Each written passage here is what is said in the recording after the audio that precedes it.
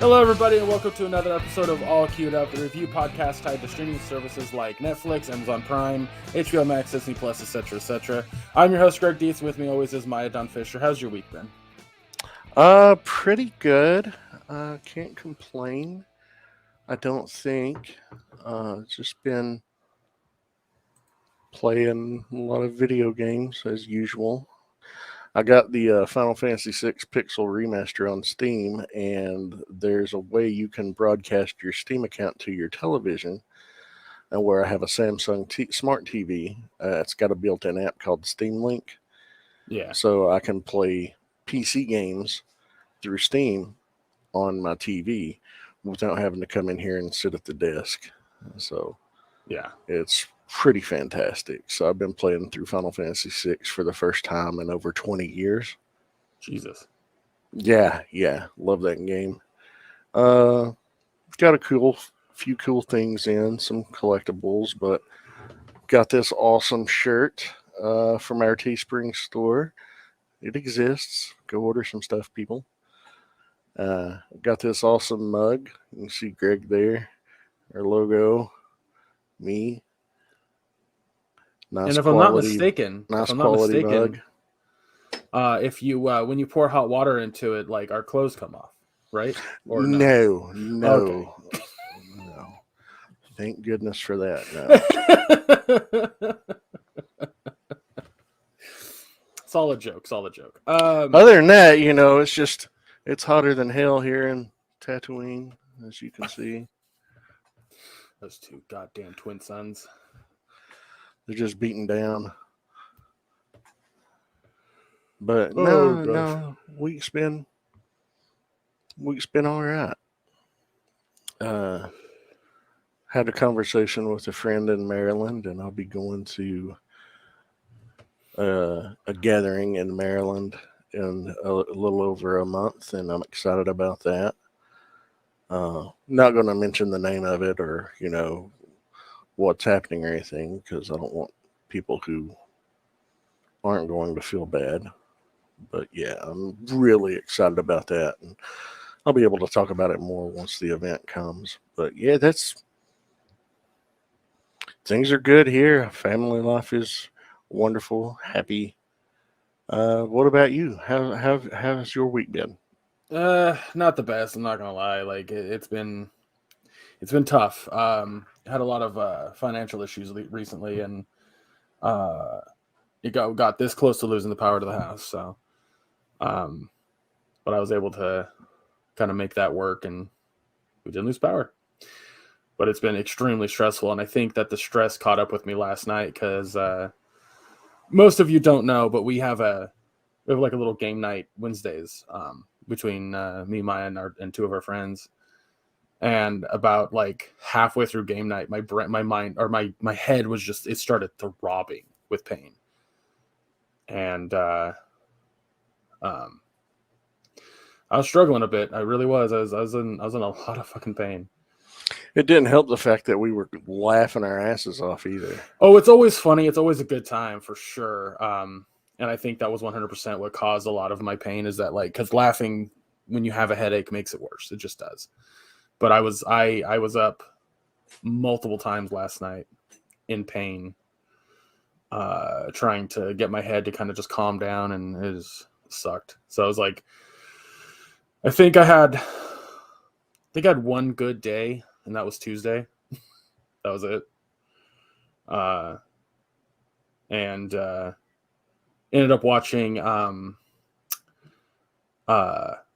what do you call it? No Way Home with my folks Oh yeah. because it came out on came out to be rentable on Tuesday. See, I bought it the day one digital a couple weeks prior. I would buy it, but like, there's two things about that. I don't like buying movies digitally, because to me, it's definitely in that ballpark of like I need to have it physical, sort of thing. I No, like I this. agree. Um, I'm conflicted on whether I buy it digital or physical, but I've not bought a physical DVD or Blu-ray in several years now, probably at least 2 years. I haven't Everything's been bought digital. I haven't bought anything. Like that's why it's weird for me to say that, because after I had to sell all my DVDs years ago because I just didn't have a job and I needed the money, I haven't bought anything new, and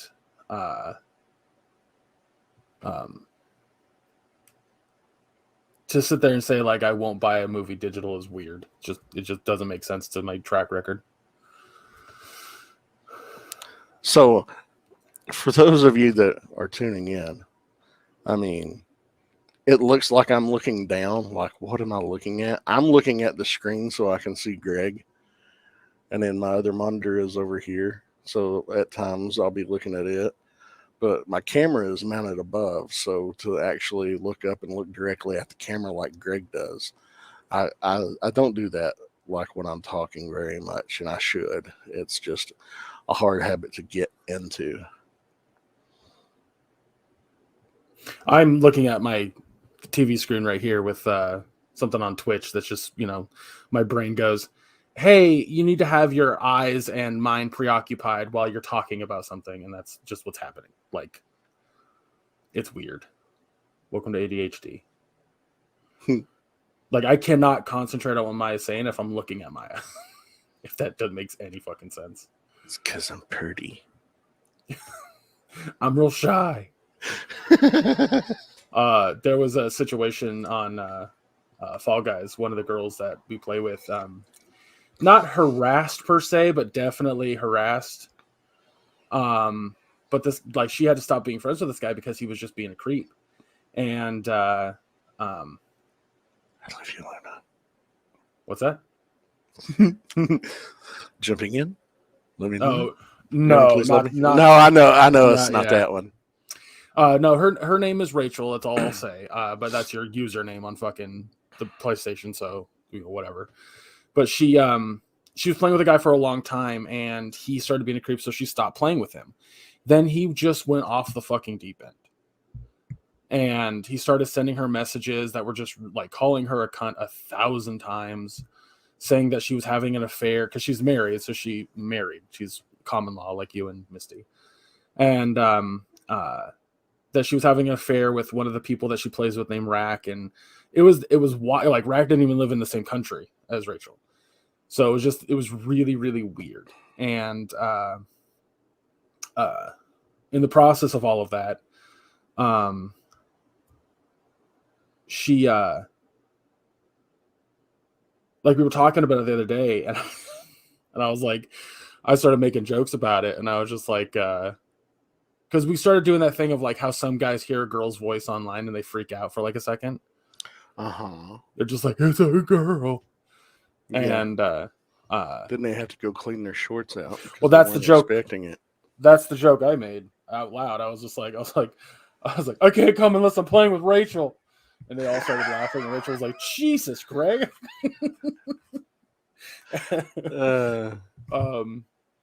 And it just like, I was trying to escalate it from there, but nobody was down for that. And I'm like, got it. Some people have limits online. Got it. It's like, I can make this worse. I really can. But yeah, we've had conversations in that big group about like why some of them don't play Call of Duty anymore or anything like that, because it's just a lot less mature people on those games. But anyway, Jesus Christ, I ADD'd the fuck out of that conversation. Where was I? Where were we talking about at the beginning? No, I was just asking about your week. Yeah, I know. Oh, we were talking about seeing No Way Home. Good Lord. Everyone will have to forgive me. I'm still recovering from that headache I was talking about earlier, so my mind is just not 100%. So if you're listening to this going, where the fuck did Greg go? You'll know why. No Way Home. I want to point out that movie is fucking amazing. So I'm all about multiversal stuff. If you show me something that has to do with the multiverse, like I got to see Everything Everywhere All at Once. Yeah. You have the opportunity to go see that movie, go fucking see that movie. That movie has made it into my top 10 of all time. Top 5 of all time. It's that You good. need to record your review for it when you get a I will. chance. I'm going to. I planned on doing that these last 2 days, but it's just been fucking chaos. I also need that for human resources. But one of my favorite things about Spider-Man is that there's a lot of multiversal content that can be used for Spider-Man. And I guess I spoiler alert for fucking No Way Home, but you kind of already know that if you watch the trailer. I had my parents watch Into the Spider-Verse, right? Yeah. And they were like, it's good, it's okay. Which to me, it's like a perfect fucking movie. And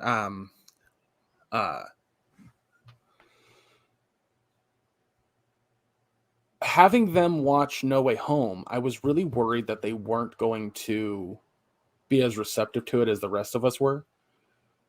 Nah, they cried. Well, my dad cried at one scene. My mom cried at multiple. And So does your mom have multiples often? what?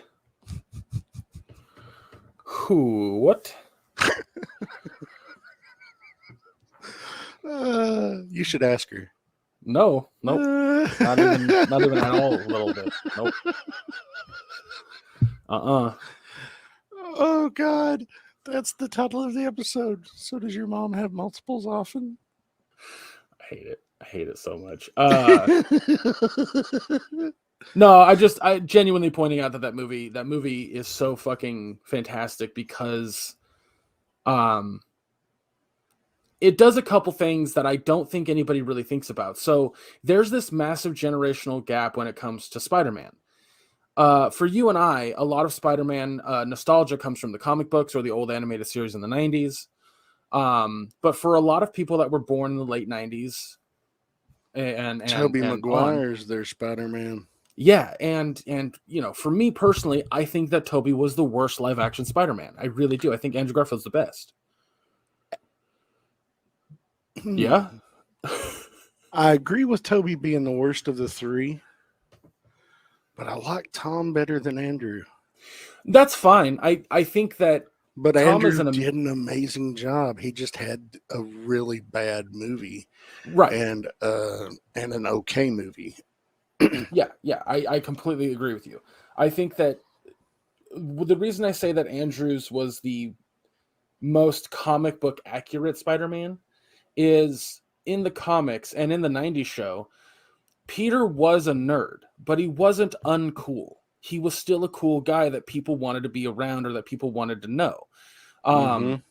And he was super kind-hearted. He did exactly what he felt was right in the moment. And I think that's another thing that makes this movie so fucking good. But one of my biggest things, one of the things that I love about Spider-Man is his quips. He's not super quippy when he has the mask off, but when he is Spider-Man, he is quippy as hell. And exactly. I fucking loved that. And they didn't do that with Tobey at all. Like 2 times maybe. And it was just felt forced. And that's the one thing that stood out to me immediately when I watched the first Andrew Garfield Amazing Spider-Man movie. I was like, he's nailed it. He is Spider-Man. He is talking shit. The best scene I can think of out of the 2 Amazing Spider-Man movies that really nailed down Spider-Man to a core when it comes to him fighting villains or fighting bad guys is the opening scene in Times Square, where he takes the hat from the firefighters for like a minute. That entire scene, he's being quippy as hell. It's like he's having a good time, but he's still doing what needs to be done. Like that to me was peak fucking live action Spider-Man at the time. And I didn't hate Amazing Spider-Man 2. Tons of people did around me, but I was just like, that was like the most comic book accurate Spider-Man yet. But that being said, I think that's why it was also patterned more after the Ultimates comics too.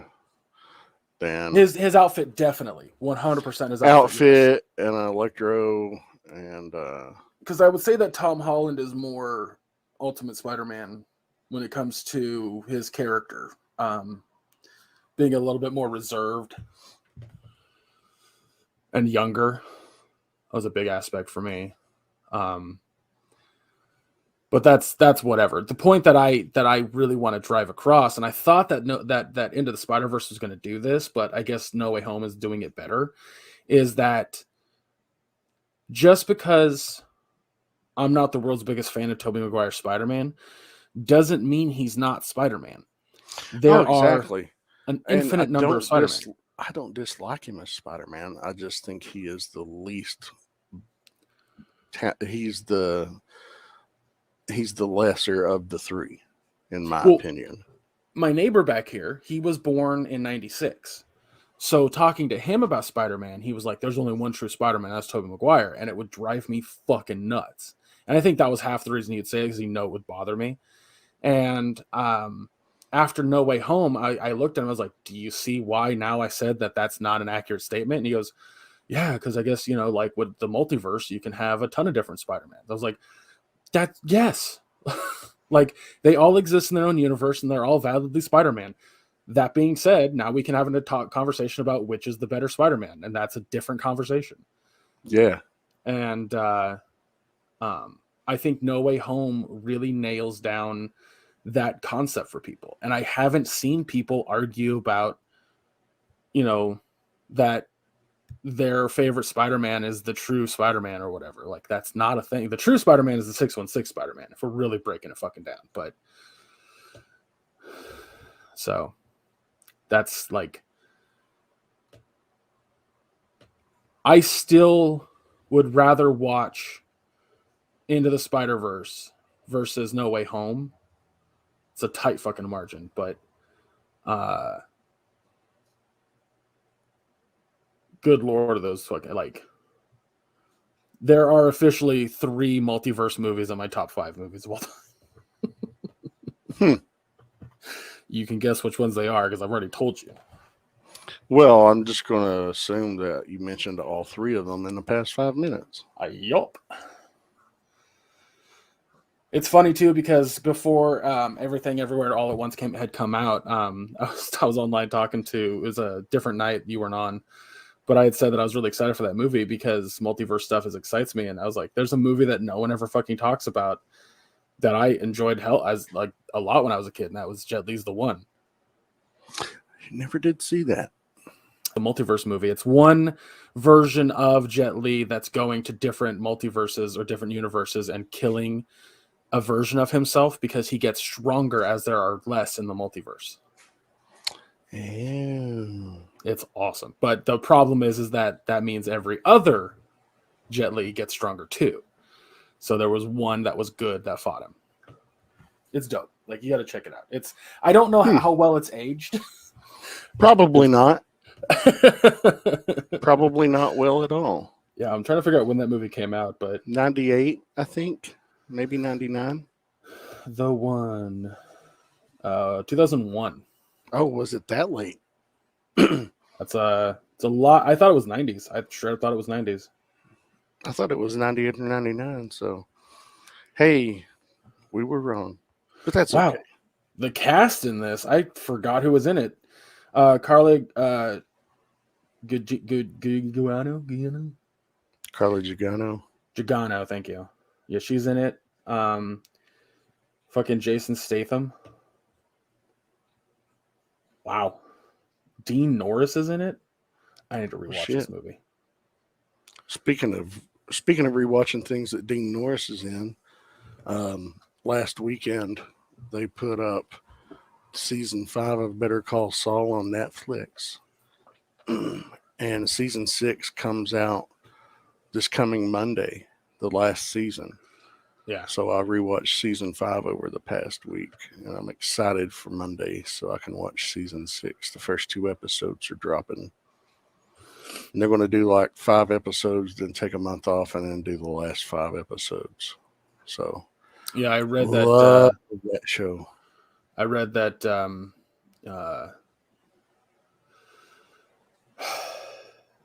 Why am I drawing a blank on everybody's name right now? Heisenberg and Jesse is all that's coming to mind are going to be in. Oh, Bryan Cranston and Aaron Paul. Aaron Paul. Like, Jesus Christ. I know it's not an uncommon thing for me to forget names, but right now it is. Yeah, they're apparently going to be in the last season. I don't know to what extent because I haven't watched past season 1 of Better Call Saul. Oh man, I know, so good. dude. I enjoy it more than Breaking Bad. God damn. All right. Yeah, Better Call Saul, Succession, and now there's another show on Apple TV that I want to watch. That's an hour-long drama. I don't have enough time in the world, Maya. Also, I've been playing fucking Lego Star Wars Skywalker Saga, which I gotta admit, not that great. Not that great. Did you see the tweet where somebody was tweeting, like, remember what they took from us? And they're bitching because the original Lego Star Wars, Jabba's palace version of Leia has airbrushed cleavage on her Lego block body, and the new one doesn't. So, what somebody else pointed out in that exact same tweet that I saw, that you saw, that not Telltale, but Traveler Tales Games is doing is utilizing the recent Legos. And recently, Lego took the cleavage off of their toy.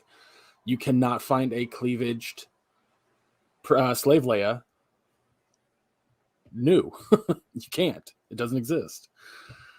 So they can get mad at the game developer all they want. This is a Lego thing. Also, it's weird. It's just weird to get mad about that.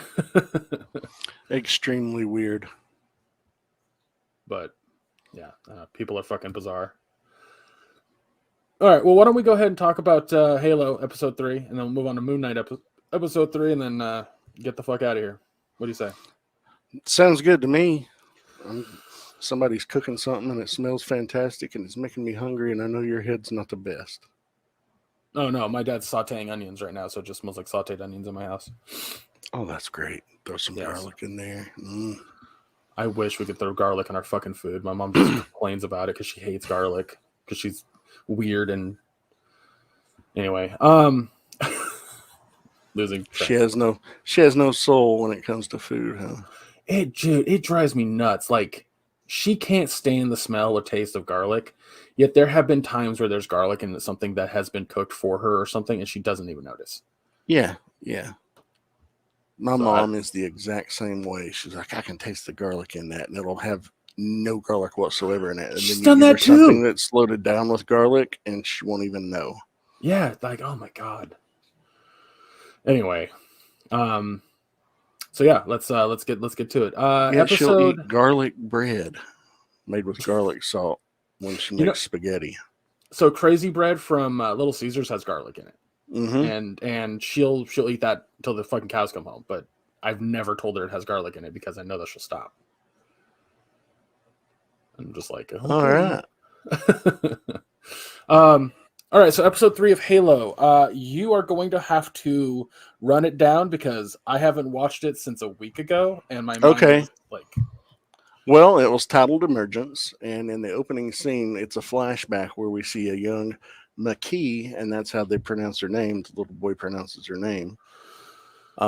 She is living as a child slave on this junk planet. And some Covenant elites are there to find a device, and it turns out she's the device they're looking for. So they take her, and that's how we see McKee in the present day with the Covenant as what? The Blessed? Is that what they call her?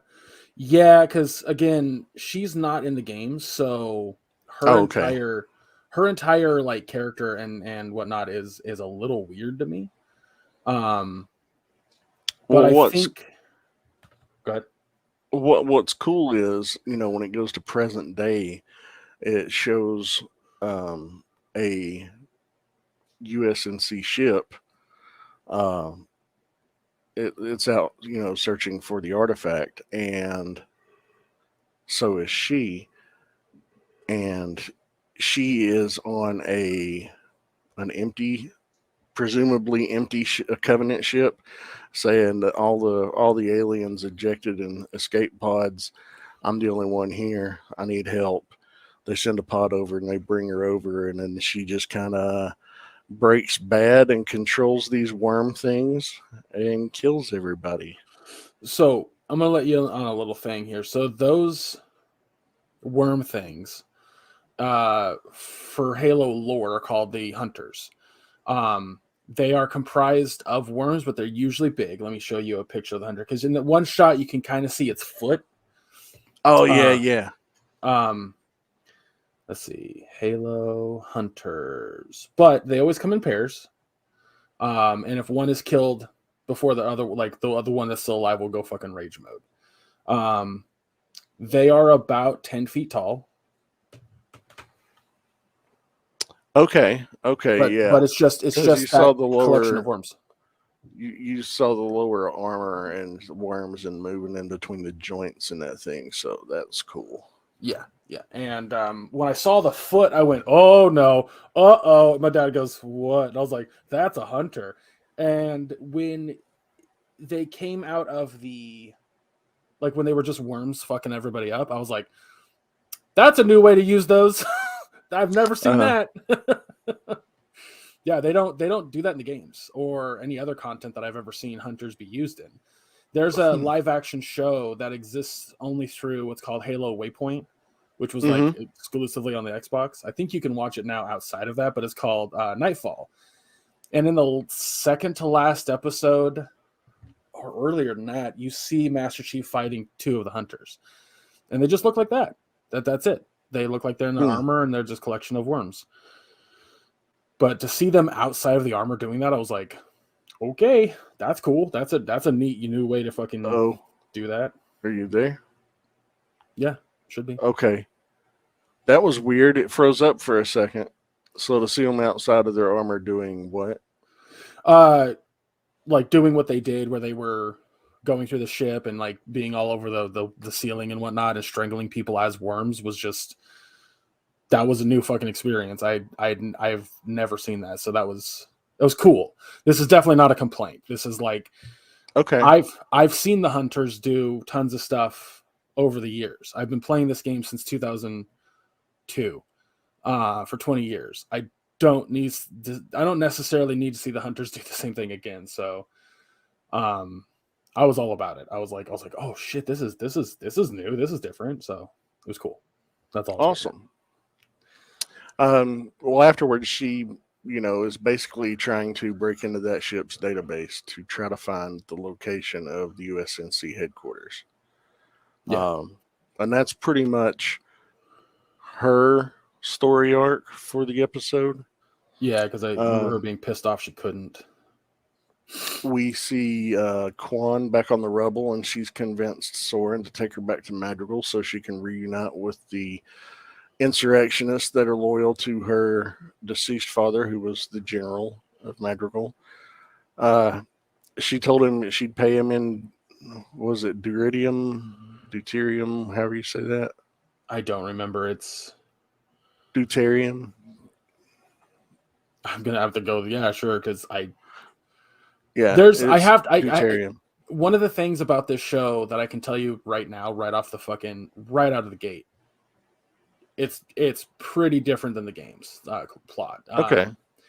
Like I think we kind of talked about and established this early on, but it's definitely not going to be like the games because of the. Honestly, I'm glad it's not like the games. Give people an alternative. Give them a fresh take. Give them something different. Give them something new. Don't complain about it because it's not exactly like Give it a chance. God, that drives me nuts. It's like Andy said. Judge it all on its own merit. We've been playing the same continuity in games and other forms of media for 20 years. Why can't somebody do something new or different with it? This is the problem with fucking copyright law, is you have people listening to basically what Disney was saying and going, oh, this belongs in this specific way. But if that was the case, we wouldn't have the cool fucking stories we do have about Sherlock Holmes or Frankenstein or Dracula. Like, there's so many new and different ways to tell a story, and it doesn't have to be the fucking same every single time. Like, Exactly. the idea behind what Halo is fucking cool. Let's play with that. Anyway, I'm getting off track. Well, basically, Soren agrees, and you see them basically leave the rubble. Back on Reach, you see Admiral Parangoski ordering Miranda Keyes to study the artifact behind Halsey's back. And Halsey, speaking of doing things, she activates her clone and then harvests the clone's mind, the brain, so to speak, as wave patterns and what have you, to upload it into the Cortana system, and then implanted the AI into Master Chief's brain via neural implant. So now Cortana is active on online and can interface with Master Chief anytime she wants, and he hates it. So I think you and I talked about this a little bit. One of the big things about Cortana and Chief's relationship in the games has a lot to do with her being very similar but much more positive than Halsey. Okay. But she's supposed to look very similar to Halsey, but she kind of does in this. The helmet in which Master Chief has on is what allows him to have a connection directly to Cortana. That neural link is something that his helmet connects to, and then he puts like a chip with her in it, and it puts it in the back of the helmet. Having her be implanted completely to that extent is new and fucking wild. And I'm fucking 100% here for it. Like, it was like I was like, oh, that's gonna be interesting, because one of the core like moments in at the end of Halo 2 was he has to leave her behind so she can fuck up the Covenant from the inside. So, but you can't do that. You can't do that in the show. With what they've done, you can't do that. But again, the show's already going a different direction. So, but I thought it was a cool tidbit. One of the things that he does after she is active, he decides that he wants to remove his hormonal pellet that inhibits his emotions, and she guides him on how to do so. And he's walking around just experiencing things, and it's like he's seeing and hearing and smelling and tasting things for the first time. And it's interesting. And then he realizes, he's like, wait a minute, the artifact gives me visions. Now that I'm not suppressed, let's experience these visions full on. So he goes and tries to activate the artifact, and he sees visions again, and he deduces that they're memories of his as a child. And based on the area that he describes to Cortana, she's able to narrow it down to 3 planets in the whole UNSC system that they could possibly be. And they decide what planet they conclude that it's Eridanus 2, Eridanus 2. And Halsey's like, all right, you can go, but I'm going with you. And that's basically where this episode leaves off. Yeah. There was yeah, for the context of what's happening in the show. Oh, he also remembers that there was a second artifact that he drew, and he thinks his dad buried it on Eridanus 2, and that's why they're going, because he's convinced there's a second artifact that works with the other keystone. Gotcha. So there's a thing happening in this show. There's a few things that are happening. So I had a theory about the girl that's with the Covenant. What the fuck was her name again? McKee. That her last name is Key. Anyway, it just dawned on me. Because she's a key. I had a theory about where like her background, her being on that one that trash planet. It wasn't a trash planet. It was just that one location was trash. But that planet is actually in Halo Reach, or at least it's referenced in Halo Reach. One of the two. Because I had to look it up because I was like, I don't remember hearing this name of this planet, and sure enough, it's in the lore. I just forgot it. But I thought she was going to be on the first planet that the Covenant had glassed in the books, called Harvest, which was basically utilized as a farm planet. Kind of. It's a long story because the thing about sci-fi that always cracks me up, especially simple sci-fi, is how there's just one planet has one geographical feature. Mm-hmm. But that's not how Halo runs. Like, planets don't just have that. But Harvest was primarily used as a farming planet. There were cities and stuff like that, but I mean, shit, there was a whole UNSC base on Harvest. But the Covenant had learned that basically Harvest was where we got our food, so they glassed it. They fucking destroyed it. And I thought what they were going to do was that McKee was on Planet Harvest when they were destroying it. Because from my knowledge, this show should take place after the glassing of Harvest. Okay. Yeah, so. But they didn't do that at all. Like, that first shot of this episode, I was like, oh, my theory was way the fuck off. Which I personally fucking love. I adore that I'm wrong. I love that the show is going, oh, we're going to subvert everything you thought you knew. And I'm like, yes. Tell me a story that I don't know. So. Yeah. But there's a whole other thing that I still can't mention because they haven't brought it up. That it's about the fucking Keystone. It's about Master Chief and his ability to contact with it. Like, there's a whole thing there I can't tell you because I don't know what the show's going to do, and I don't want to spoil any potential spoilers. Gotcha. So, like, but I will say this. The show's called Halo, and we have yet to see a Halo. So that needs to change. I feel like relatively quickly, but maybe it'll be like the last episode of the season. And it's what, 9 episodes? 10. Oh, is it 9? Is it 9? I mean, it should be 7 if we're really breaking it down, but that's an inside joke. The number 7 is a reoccurring number in the Halo franchise. It says here 9. If I'm wrong, I'm wrong. That's no issues there, but it's already been renewed for a second season too. It's actually getting a lot of a lot of people are watching it, so I'm happy to hear that. Regardless of reviews, I think most people who don't know the games are loving this fucking show, and a lot of people.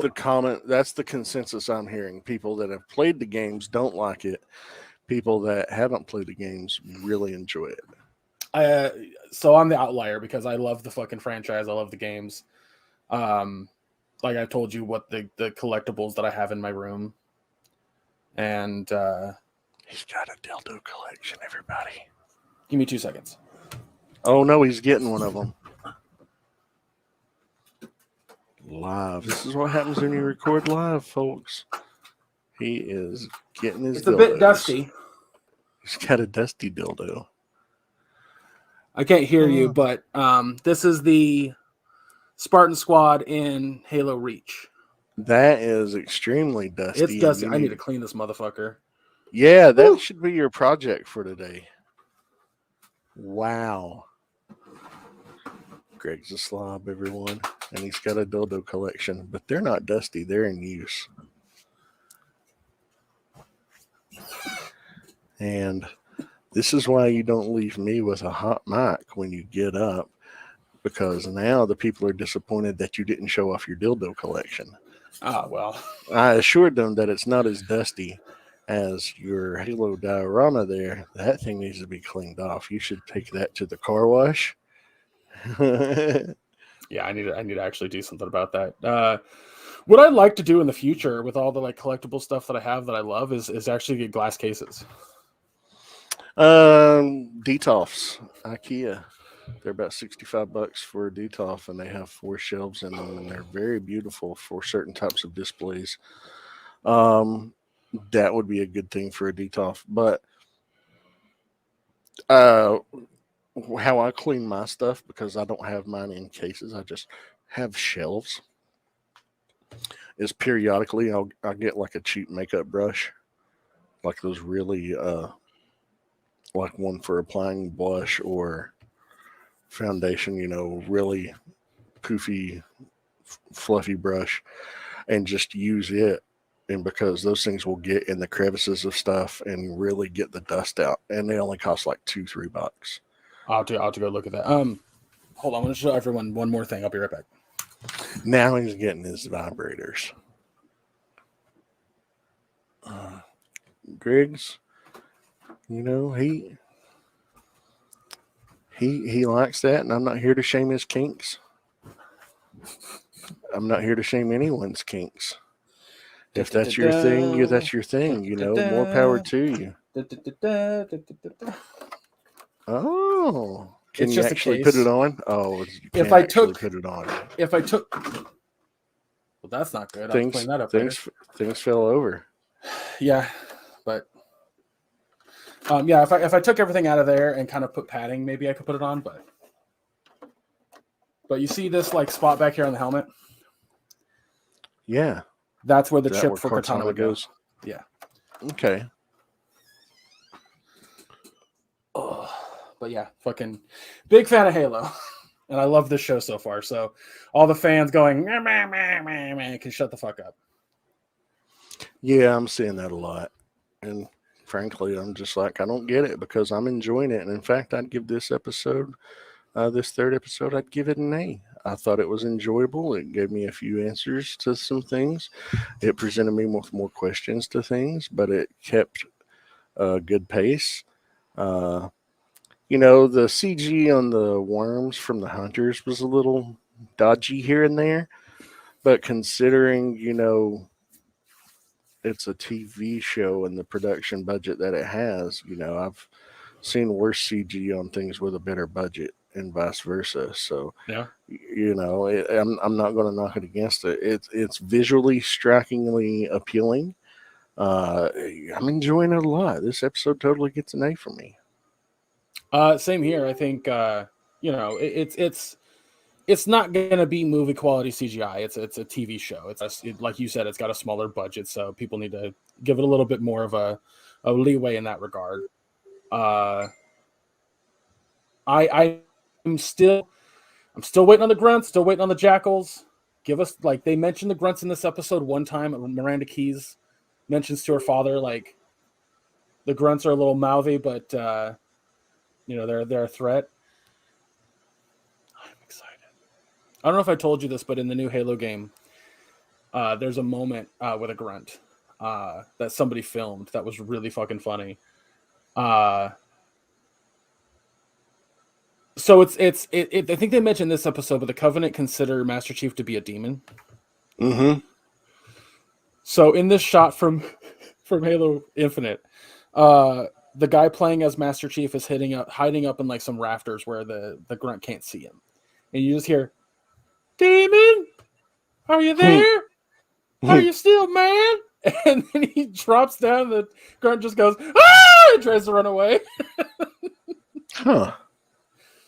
Yeah, the grunts are fucking hilarious. Like, there was in Halo 3 and in Halo Reach, you could actually activate a skull. Skulls had like extra abilities to them or whatever. And the skull would, if you shot, it was the Happy Birthday grunt skull, and if you shot a grunt in the head, confetti would pop out, and you'd hear children cheering. Huh. So grunts are by far some of my favorite fucking bad guys in Halo. I can't wait for them to be in the show. It's gonna be fun. Anyway, let's talk about Moon Knight. Yeah. I don't think everyone wants to hear me gushing about fucking Halo for the next hour. Because I could. If it wasn't evidently clear, it's one of my favorite fucking franchises. So, damn it. Everything all right? Yeah, yeah. Just close the wrong tab. So Moon Knight episode 3, the friendly type. Man, a lot happened in this. Yeah, they did. Yeah, this opened up the door. Like, what I liked about this episode the most, and we'll get to it in a little bit, is that we're starting to see Mark and Steven cooperate. Starting to. Not entirely, obviously. We're seeing it a little bit, and it's a begrudging cooperation because Steven just wants to go home, and Mark, just wants Steven to fuck off and let him do his mission. And it pains them both that they're like, okay, he needs me and I need to help him, and I need him, he needs to help me, etc. It's a cool dichotomy there. But here's the thing: did you notice they're having blackouts, both of them, and neither one of them have any recollections? Yeah, that's so I've been following a lot of comic book people on TikTok, and one of those guys is a huge Moon Knight fan. So I know exactly who that other personality is. Okay. If they're going that direction. Let me be clear. I don't know what direction the show is going to take the Moon Knight's character, because one of the big things that he talked about in a TikTok for his review of the second episode, he was like, Mr. Knight is a completely different personality within Mark's head. He is not attached to Steven. Okay. So having but for the they're sake of the attaching show, him to Steven for the sake of the show. which he loved. He was like, no, that's a really cool concept. Like, I never even thought that could be a thing, but they're doing it really well for the show. So I'm confident that the third personality that we got a glimpse of this time, and by glimpse I mean like same way that we got a glimpse of Mark in the first episode. Yeah. I'm confident that it is him. Can I just say his name? Yeah. Or just okay, Jake Lockley. Okay. Now this episode ends with Mark and Steven unconscious, and Layla is trying to get him to come to. And we'll get back onto why he's unconscious in a few minutes, but do you think Jake's going to be the one who emerges when he comes to consciousness? I hope so. I really hope so. Okay. Because the first, like, if you think about it, the first episode was mostly about Steven, all about Steven technically, and the second episode was a lot about Mark, and this last episode has been mostly Mark and Steven here and there. Mm-hmm. So having an entire fourth episode with a brand new character would be awesome. Yeah. So this episode started out, you see Arthur Harrow, played by Ethan Hawke, and I just love his portrayal of Arthur Harrow. Ethan Hawke's doing an amazing job in this role. You want to know a fun fact? The Moon Knight fan that I follow on TikTok, he's like, Arthur Harrow doesn't exist in the comics. Nice. So yeah, brand new fucking spanking character. He's like, I don't know who this guy is, but it's keeping me on my toes as a longtime Moon Knight fan. I'm like, that's the coolest thing. That's fucking awesome. Well, we see that they discover the location in the desert where Amit's tomb is located, with the scarab. It's floating around, acting, just flying in the direction of where the tomb is supposed to be, and it finally gets to its point, and instead of being level, it starts pointing downward and saying, oh, this is where you need to go. This is where you need to start digging. So they found the site. They're starting to excavate the tomb. Cairo, Mark, and Steven both experience several blackouts while they're tracking down a lead to Harrow's location. They fail to obtain information from Harrow's followers because somehow they're all dead, and Steven's saying, I didn't do it, and Mark's saying, I didn't do it either. And this is where we think Jake will come into play. Yeah. Khonshu decides, you know what? We need a council of the gods and their avatars. I'm going to summon them, and he causes a solar eclipse in the shape of his symbol. And everybody's like looking up, saying, "Wow, an eclipse." not really thinking too much of it, but boy, it angered the gods that were still there. Yeah. We see they meet inside the Great Pyramid of Giza. Khonshu and Mark attempt to inform the gods of Harrow's plan to free Amit. They summon. I laugh at that scene every time Conchu would talk through Mark, as if Yeah, just screaming. screaming. Yeah. And of course, they summon Harrow so he can defend himself, and he's like, "Well, I'm not trying to find Amit." He's like, "Khonshu's unhinged. He's angry. He's violent. He was banished for a reason." And the gods are like, "You know what? Yeah, you're right, Harrow." And they let him go. To which Khonshu is very upset.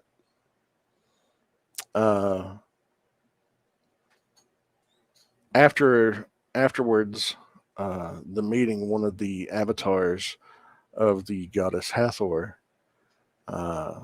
tells Mark to find the sarcophagus of what was his name? Damn it. They had to find the sarcophagus of a Midjay, Yeah. who basically knew the location of Amit's tomb. He runs into Layla. They set up a meeting with this guy named Anton Mogart, who's a former acquaintance of Layla's who owns the sarcophagus. He's like An eccentric billionaire. eccentric billionaire, philanthropist, preserving history by owning it, is his whole thing. Yeah. Meeting goes awry when Harrow shows up, destroys the sarcophagus, forcing Spectre, Mark and Steven and Layla to fight off Mogart's men and escape. As they escape, one of the things that Steven is trying to show to Mark, he's like, "You see these scraps of cloth on this sarcophagus? You need to fold them over and line them up a certain way, and it reveals a constellation. That constellation should mark the location of Amit's tomb." Well, when it was basically destroyed, as they're fighting their way out of here, and Mark fighting as Moon Knight, they gather up the scraps of these fragments of cloth, and they get out, go to the desert, and they're piecing it together. And they finally are able to form a constellation. And then Khonshu, or Steven actually says there's a problem. And this is when Mark had to call for Steven to get him to help to assemble it. Yeah. He's like, because he was pissed because he thinks that Steven is going to keep the body. Yeah. And Steven wants to keep the body. And they both do, for being honest. Yeah. Oh, yeah. But Steven says there's a problem. When this was created, this was 2,000 years ago. We don't know what the night sky looked like 2,000 years ago. Stars and planets are always in motion. The sky looks different today. So we're not going to find it unless we can calculate where the position was then. Khonshu says, "Oh, I've got you, fam."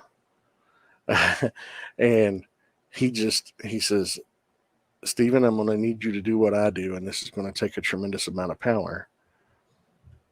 And they basically turn the night sky backwards 2,000 years, and it creates just streams of light from all the stars in the sky and the planets in the sky, and all these lights are moving in various wave patterns to represent the orbits of that they've been traveling over the past 2,000 years. And everybody's seeing it happen, and they're just fascinated. And Harrow knows exactly what's going on. Yeah. But at the end of it, Harrow is telling the gods, he's like, "See, he wouldn't listen to you. He needs to be in prison." And they're like, "Yeah, you're right." They imprison Khonshu in stone. And that's when Stephen falls unconscious. Khonshu is in prison now, and the episode ends with Layla over Stephen's body trying to get him or Mark, either one, to come to. So my question right off the bat when it comes to that ending is, because I said this to my dad, I was like, well, Stephen was the one that was out at the moment that it happened. So will Mark still have his Moon Knight powers? Like, how will that work? Or do they just That's the lose them thing. completely? I think they're both going to lose them because Khonshu is in prison. They're an avatar of Khonshu. They're an extension of Khonshu's power. But if Khonshu's imprisoned, he can't extend his power to them. I think they are cut off. Oh, because I was also thinking that there's the possibility that, yeah, it's an extension of Khonshu, but there could be the possibility that when Khonshu gave Mark a sliver of his power, he gets to keep that power unless Khonshu takes it back, and that by just cutting off Khonshu knew that was going to happen, but still like was just like it won't matter because he'll still have my power. That's a possibility because Harrow does have a sliver of Amit's power. Yeah. So, but yeah, fun episode. The guy that played Anton Mogart, that was what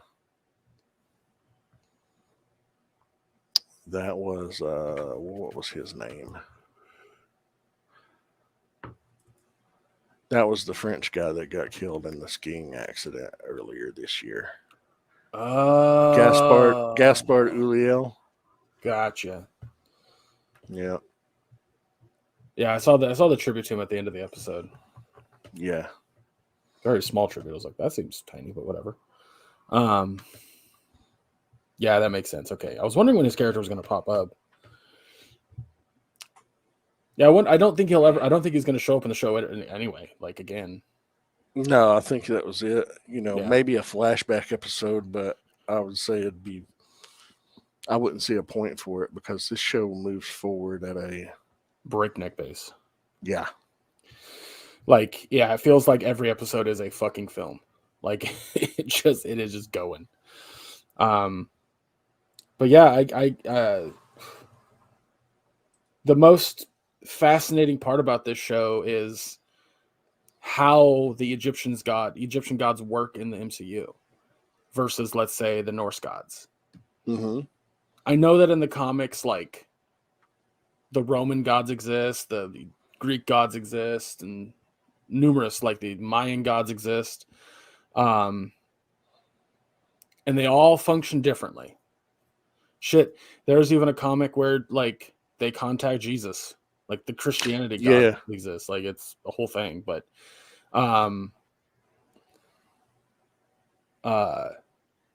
seeing how that functions in the MCU has been one of the cooler things about this show, and I'm glad we got a big chunk of that this episode. Another aspect that just I cannot get enough of is the DID stuff. How that's functioning, how that's working. We're now getting a third personality, a third identity. I've been following a few people that actually have real DID in real life on TikTok. Oh, wow. And one of the big things about how they switch is disassociation. So if you're ever talking to somebody with DID and they just kind of blankly stare and they come back and they're a little bit more jolly or they feel like a different person, that's straight up DID. Now, not everybody obviously is like, I disassociate all the time, but I've never come back as a different person. DID, if you know a little bit about DID, it's usually it manifests because of trauma, some strong dark trauma in a person's life. Mm-hmm. And I mean, it could be violent trauma, it could be sexual trauma. There's a number of things it could be. So and a person that has more than like one personality, it's like the trauma is deep rooted. And for for this show to full on have a moment that they did that correctly, I think was so cool. Like when, Oh, absolutely. like, because I thought like, oh, they're just gonna do that with like the moments like we saw in the first episode, where you know, Mark is coming through, and it would like Steven's eyes roll in the back of his head, and then he comes back to. Like, I thought that's how they were gonna do it, but they show it happening like correctly when Mark full on gives control to Steven for that one bit, and you see him straight up disassociate, and I was like, that was fucking rad. That was genuinely really cool to see. Because you and I have been over this. Proper representation is important, and Oh, absolutely. people who want representation, they don't want the show to just be like to announce their thing. They just want to be seen. They just want to be recognized as a person, Valid individual. yeah, and to do that in a proper way is so fucking important. And when I see that done in a proper way, I'm fucking happy for those people. Like I'm stoked that, you know, that Moon Knight is basically giving DID people like, hey, you're cool too, you're valid too, and your other identities are also cool and valid too. So that's just, I mean, absolutely. But that's whatever. That's my thoughts on it. Well, I'm just gonna go ahead and give it an A. I don't know if I said that. I don't remember if you said you didn't. Yeah. Yeah, I haven't yet, but go ahead. Yeah, I was gonna say I give it an A, and then go to your, and then I was gonna pass it to you. That's what I was gonna do. Yeah, I'll also give it an A. I think it's a really, really well done show. I'm really enjoying it a lot. I can't wait. You know, I wake up about 6 a.m. on Wednesdays, which is our normal recording day, but yesterday I had things going on. You had things going on. So we're recording late on Thursday afternoon right now. Yeah. But I get up at 6 o'clock in the morning and watch Moon Knight, you know, when it comes out. And my dad, real quick, my dad is so into this fucking show that whenever we have a Marvel show, I'm the one that has to remind him it's Tuesday night, and we're going to watch it at midnight. He texted me Tuesday night because I had forgot. That's awesome. So, yeah, that should tell you a lot about how good this show is. Anyway, go ahead. Sorry, I just want to throw that out there. Oh, no. I just, you know, I love it's well crafted, well written, well acted. Holy shit, Oscar Isaac. Switching it on and off into completely different modes, different personalities, different accents. You know, Ethan Hawke's just fucking stellar.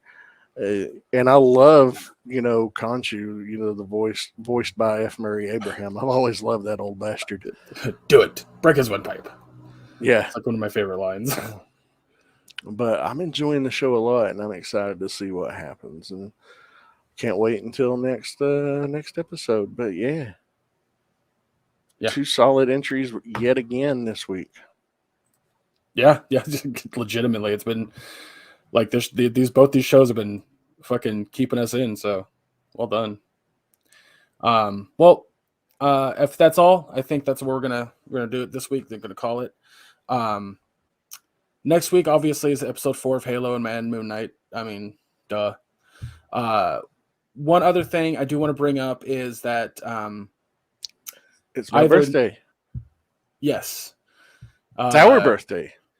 Next week will be our birthdays. Yeah. Because yours is Sunday. Mine's Sunday, and yours is what, Wednesday, the actual recording day? Oh, God, let me look. Nope. Yours is the 20th, right? The 21st. Oh, yours is the day before Misty's. Okay. Yeah. There's just a week of birthdays for both us. Yeah. Mainly you. Then my daughter's is in 2 weeks, so. Yeah. Oh, that's right, because hers is April, but or is it May? Is it early May? Madison's May 7th. Okay. I knew it was close to your guys' birthdays. Yeah. But mine and Misty's are on the 17th and the 22nd. I'm actually 5 days older than her. Next Wednesday is actually going to be really rough for this house. But that's... Yes, it is. I understand. I thought of that. I thought about that yesterday, actually. Yeah, it's going to be tough. We'll get through it, though. I'll do something. I'll have to do something. We'll do something. Like, not going to lie. Like, if we record Wednesday morning, I'll see you later after we were done. Well, the point I wanted to get at, the reason I was bringing up next week as a whole is that, what episode number is this one, Maya? This is 198. Next week's 199. So hopefully next week I'll have the summer movie wager ready to go. As soon as this fucking website uploads its goddamn information, I will have it ready to go. I'll put it out there on our social medias so that way everyone can get involved if you want to. If you don't remember how the summer movie wager works, because we haven't done it in 2 fucking years, thanks Corona. Or COVID, I should say.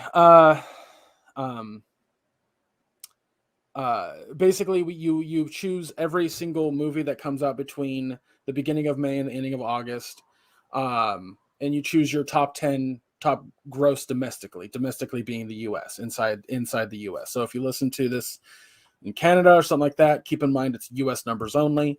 And at the beginning of September, we run down a score, essentially being like 10 points if you're dead on in your top 10, 7 points if you're 1 away, 5 points if you're 2 away, 3 points if it's on your list, and 1 point for every dark horse. Dark horses are like 3 movies you think might make the top 10, but you weren't confident enough to put them in your top 10. We'll go over the rules again when it's time, but I fucking love doing the summer movie wager, and since theaters are opening back up across the country, I want to do it again. So, and for the record, I won the last time we had it. Greg still hasn't cashed in on his bet. You haven't sent. I haven't made him do so yet. So it's like, it's not my fault. No, we just let it go by the wayside. But we're going to do it, and we'll have to film it and upload it to the channel. Yeah, of course, because but yeah, so that's that'd be bad. And then you and I are going to have to get together on what we want to do for our 200th, which is absolutely 2 weeks after. 2 weeks, episode 200. What are we going to do? I know I was thinking, I want to do a giveaway for a shirt, but I want to do something beyond that. I mean, we've done shirt giveaways before. The reason I mention this is because we'll probably next week's episode and 200, or the week whenever we do the summer movie wager, like both those episodes are going to be long. Just so absolutely, everyone's on board. Absolutely, like a solid 2 hours of a podcast. But we're celebrating some shit over here. Both Maya and I have been through a lot since we started this podcast, and our lives are a little bit different than they were when we started, and we've had a lot of curveballs. And we'll go over that in our 200th too, I'm sure, because it's a lot. Oh yeah. But anyway, so let's wrap this puppy up and put a little bow on it. Make sure you follow all the socials down below. We'll keep you updated if we add anything to watch. That's also of course, you'll see the Summer Movie Wager information, so you can join us in that. And keep in mind, if you do decide to join the Summer Movie Wager, you just have to submit it before the first movie of the summer movies comes out. That's all. That's literally the only rule. Yeah, we'll post it on their social medias as well as talk about it on here, how to send it in. We had a lot of entries the last time. Yeah, we did. We had a lot of friends just kind of have fun with it, and it's a good time. There's so much stuff you have to keep in mind. And because of COVID, and because the COVID's still around, the pandemic is still kind of here. It's just not as intense as it was. All of that has to be put into consideration. So, that being said, make sure you check out our Teespring store. We had a little mishap the past yesterday, I think it was, right? Yeah. Go get a mug, go get a shirt. Wonderful things. Yeah, we have I need to get a coffee mug. I want to get a pint glass. Yeah, we got pint glasses, we got steel tumblers, there's shirts, hoodies, tank tops, stickers. There's all kinds of stuff. Go take a look, check it out. I made a post today. If you use the code AQU15 at checkout, you get 15% off your total order, entire order. So, I mean, that pretty much knocks off shipping. So think of it as free shipping if you use that code. There you go. But yeah, go check it out. Every dime that we make in the Teespring store just gets reimbursed and refunded back into the upkeep and maintenance of the show. Yep. You know, we don't see any dollars from this. You know, we probably won't be making money off this podcast until we're able to actually get proper sponsors. Like when you hear us in the middle of 2 reviews stop and go, hey, go check out this website with a service product or something like that, then that's the only time that we'll actually get paid. Yeah. I'd love to get to that point. That'd be awesome, but it would be cool. But that's not why we do it. Exactly. It's not why we do it. It'd just be a perk. Yeah. Go watch the live today's episode. The live video version. The recording, the video. Yeah. I'm back on camera. What I have written down is to watch the live video of today's podcast. Is what I should have said. Head on over to the YouTube channel. The link is below. Also, if you're looking for more podcasts to listen to on your commute or you're cleaning the house or something like that, head on over to the Nirvana Network. There's plenty of wonderful shows with terrific friends doing all sorts of topics, usually nerd related. But that link is also below. That's it for my notes. Maya, where can folks find you? You can find me on Facebook under my name, Maya Dawn Fisher. It's a public profile. Also has my Twitter and Instagram profiles linked to it. So if you want to follow me on either of those things, just find me on Facebook and follow me from there. If you want to catch me on other shows, you can catch me on a show on the Realm of Collectors YouTube channel called Figga Bangin' that airs every other Wednesday night at 8:30 p.m. Eastern. No new episode this week. And there won't be a new episode next week because Ace is out of town on business for his job. But I'll let you know when we're back with a new episode. You go and check out past episodes. It's a fun little show. Action figure review show mainly focuses on Transformers. Most recent one, we looked at Fans Toys Skull Cruncher. So, yeah, a lot of fun. That's everywhere you can find me. What about you, Greg? Where can people find you? You can find me on all as Chubrock Geek on all socials. I do video game talks with my buddy Anthony on occasion over at Mission Start Podcast or Mission Start Tubes on YouTube. You can also check out my solo reviews on our YouTube channel. I'll be doing my review of Everything Everywhere All at Once and Human Resources very soon here. Probably actually record them when we're done doing this. You can check those out. Check those out as well. That's it for my notes on my end. Guys, thank you so much for listening again. Keep an eye out for the summer movie wager. Check out episode 4 of Halo and Moon Knight. And yeah, we'll see you next week. Take care, everybody.